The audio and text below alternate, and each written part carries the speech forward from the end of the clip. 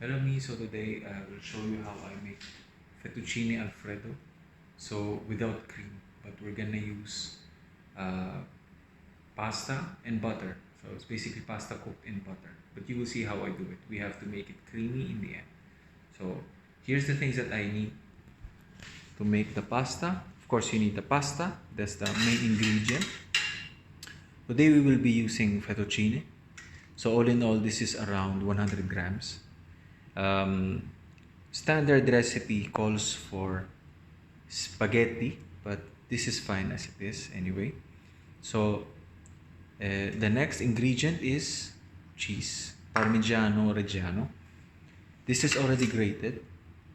Okay, this is a good amount already. You can increase, you can always increase to more. Then we have, well, this is the Parmigiano Reggiano. Ito yung matatanggap mo. This is what you will be grating. This is a very strong smell, a salty taste. Yeah. Pero yung isa, yung Pecorino Romano, mas stronger lang dito a little bit. This is much more approachable kind of cheese. And this is truffle oil. We will add it, but very, very little to have the subtle taste of the truffle, tartufo, that means truffle in Italian. And this is the last ingredient that we're gonna use. It's butter. So it's just 25 grams of butter. You can probably use more for bigger portions. Okay, there you go, 25 grams. You can use any butter, salted or non-salted, but you have to keep in mind that Parmigiano Reggiano is already somewhat salty. Tapos yung pagluto natin ng pasta, maglalagay din tayo ng salt sa water while we are cooking. So I'll show you quickly kung ano yung mga equipment na gagamitin ko. This is one actually of the things. It's a plate. You don't need to use a metal plate. I just use this. This is the one available for me right now. A metal plate. Ito yung gagamitin natin pang mix ng pasta. You will see it later on. I have some tongs to catch the pasta after cooking. So I will put it straight into here. So we will cook the pasta in another big pot. So a wooden spoon just to mix everything together, the pasta, the cheese, and the butter. You will see how I do it all later. And this cup, okay, this cup is very important. This is to get the pasta water para ilagay natin yung water sa pagmimix ng pasta with the cheese and the butter. You will see it all later on. So this is the pot that we'll be cooking pasta in. It has to be somewhat a large pot always when you're cooking the pasta. You have to have a big pot so that the pasta is moving around. That is the way we cook the pasta traditionally. We don't put oil, no oil. So just the water and salt according to what recipe you are doing. So since we're already using Parmigiano Reggiano, we're gonna use just a moderate amount of salt.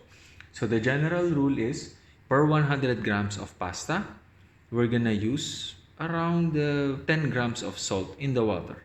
Okay? So we will go ahead and put here maybe 2 liters, may kalahati lang or 3/4. So this is around the level that we need to have the pot full. So this will guarantee na hindi crowded yung pasta kapag luto natin. So we just need it to boil. So side note about the pasta that you need to use. So generally ito yung brands na ginagamit ko dito. These are good brands. De Cecco. Okay. Sorry, yung ginamit pala natin today is tagliatelle. Okay, ito pala yung fettuccine. They kind of look the same. Okay, just a little bit wider yung fettuccine. So, yung brand na dalawang ginagamit ko right now, yung pinakamaganda dito na available is De Cecco and ito yung isa, Granoro. Yeah. It's not that expensive, just much more expensive than the usual one. I know sa Pilipinas is merong mga pasta brands, but what you need, the striking difference is the pasta itself.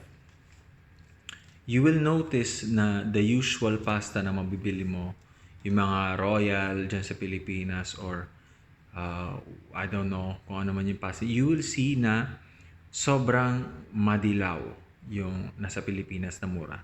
And you will see that this is kind of doughy. White pa siya, right? That's the difference. Kasi mas maganda na ganito kasi slow cooked ang pasta. Hindi siya dried fast.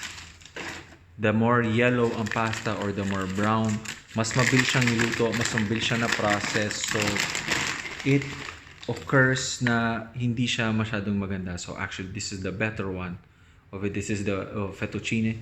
So, makikita mo pa yung white parts niya. The pasta was processed very slow. So, this will yield to a better product. The more white the pasta, the better actually. So, now na makita natin na the water is visibly boiling, that's the type of boil we want. So, here we go.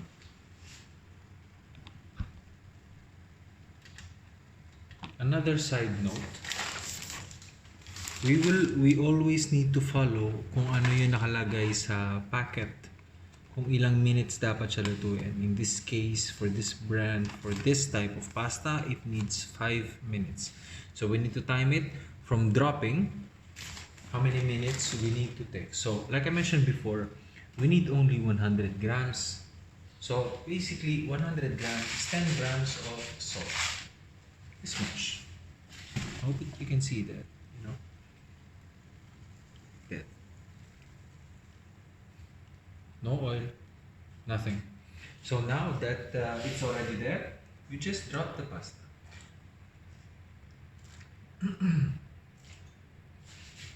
There we go. So from here, we wait 5 minutes for it to cook properly. Sabi nila wag daw haluin, right? But it's fine. It's fine to just swirl it around a little bit. Swirl it around a little bit para hindi siya mag-stick. It will have a tendency to stick down to the bottom of the pot. Especially kapag especially non-stick ang iyong pot. Which you don't need to. You don't need to have a non-stick pot. Just to make sure na lahat ng pasta mo is coat ng water. So, hindi siya magsistick anywhere. That's just it. Okay, I will show you once it's fully cooked. For the meantime, it's wise to have everything ready in front of you. So, andito lang naman yung aking tongs to take the pasta out when it's done. The spoon to mix the pasta once it reaches the plate. The butter, tatanggalin ko na siya sa kanyang packaging. Then, ang cheese ready to use our hands to use how many ever much cheese that we need.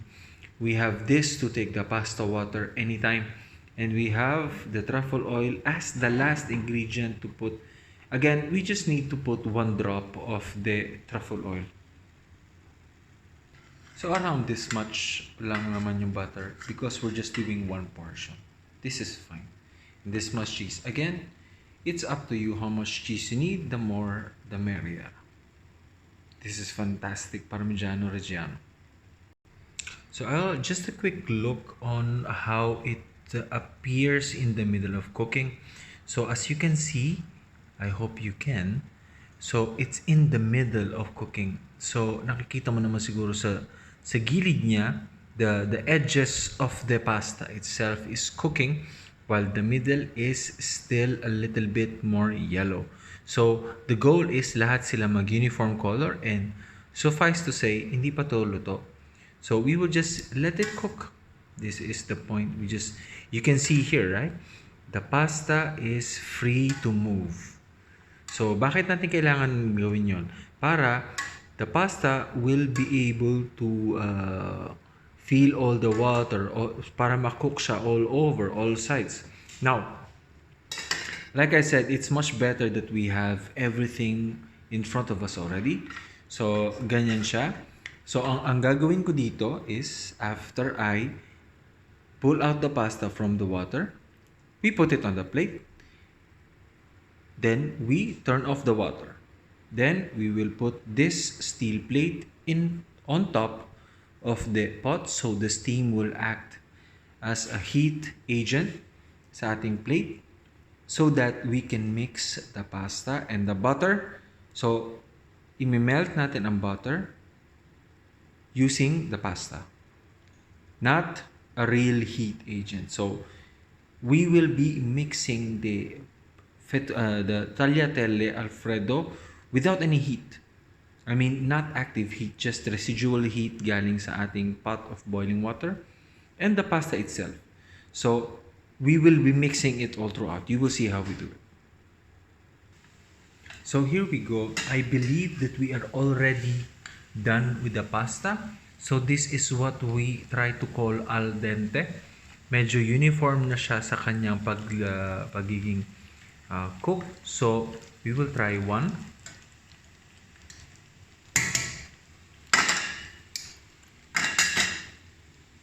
So ganyan siya.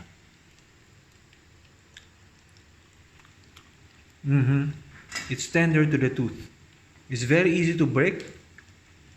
Not that easy to break, but you know, it's fighting a little bit. It has to be chewy. That's the point. Now, I'll show you. So I scooped out all the pasta into the steel bowl. The steel bowl is on the top of the pot, so we're using the heat of the pot and everything is there. As you can see, the butter is still here somehow, so I'm using the butter, the pasta to melt the butter. So I also, as you can see, I scooped a little bit of water from the pot, so that is going to be the sauce. Okay, so I'm melting the butter first, then we will put the cheese. So yeah, there we go. So we will just use our hands. Okay, grab a good feel amount first, then we will melt it.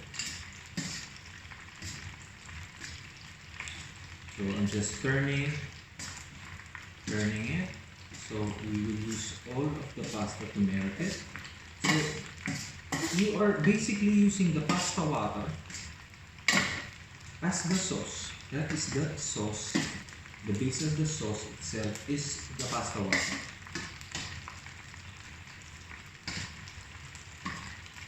There you go. So, na-melt na natin ang butter. Na-melt na natin ang first batch of cheese, but it's not enough for me. So, ganyan siya. As you can see. Right? We need more. Second batch.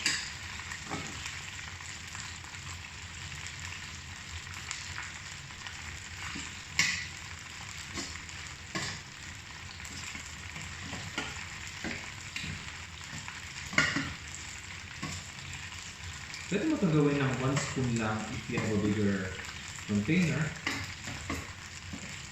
You can probably just toss mo lang siya. But anyway, I'm just doing 1 portion. So you can see it clearly kung ano yung talaga yung ginagawa ko. Okay. It's supposed to be messy, by the way. So now, makikita na natin na medyo nauubos na yung sauce. Hindi na siya masyadong creamy. Nothing's going out already.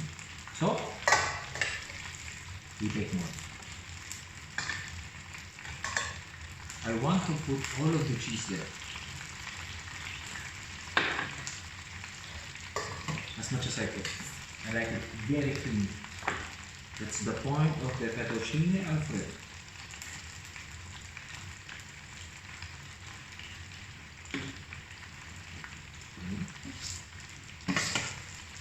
So the heat of the water that was boiled is, we are using it, utilizing it to make sure that we have a sauce for our pasta.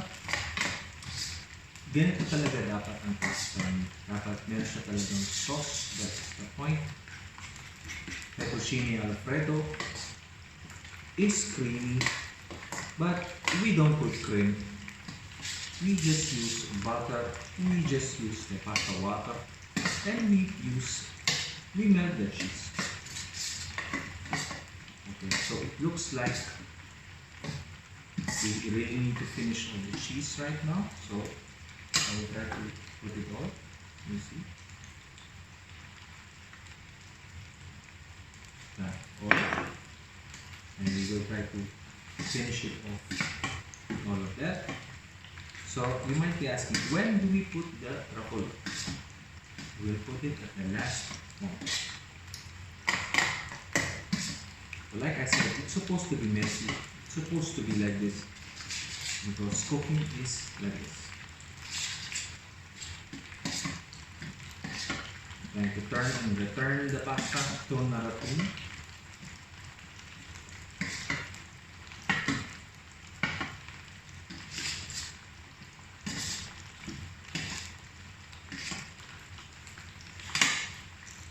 So I'm cooking chicken nuggets right now. Okay, so I think at this point you can see that cheese is very clean. Okay.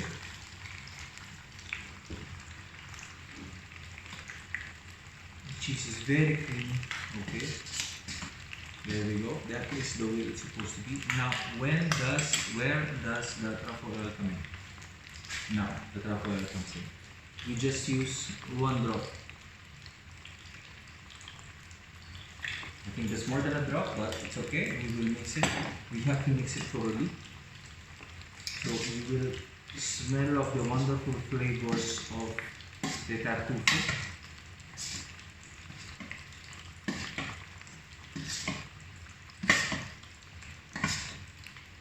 You have to mix it with all the sauce and all of the pasta. So every bite you feel the tartufo coming to you.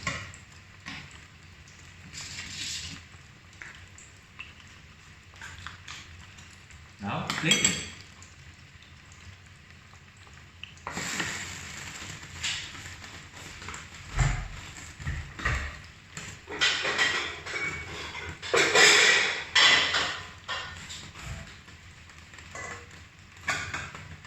This is my favorite plate for anything really. So basically this is how we put it. This is how we plate the fettuccine Alfredo. You see that? All of that is the sauce. All of that is the cheese. So fettuccine Alfredo. Alfredo sauce is made with the butter and the cheese and the pasta and the water. I hope you see that.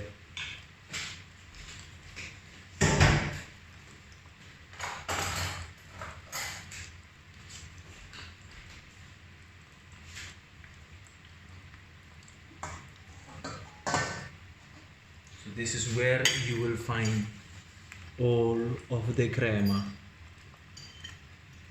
Pasta is supposed to be this creamy.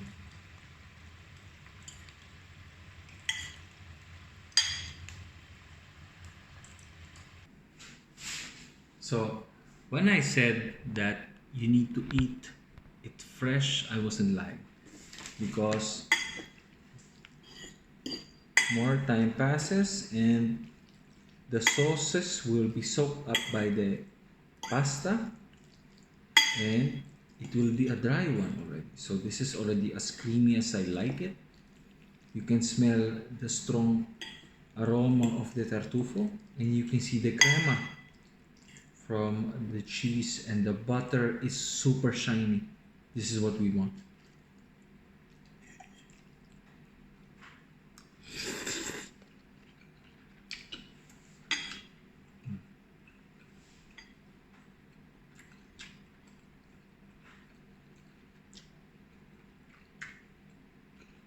Perfect.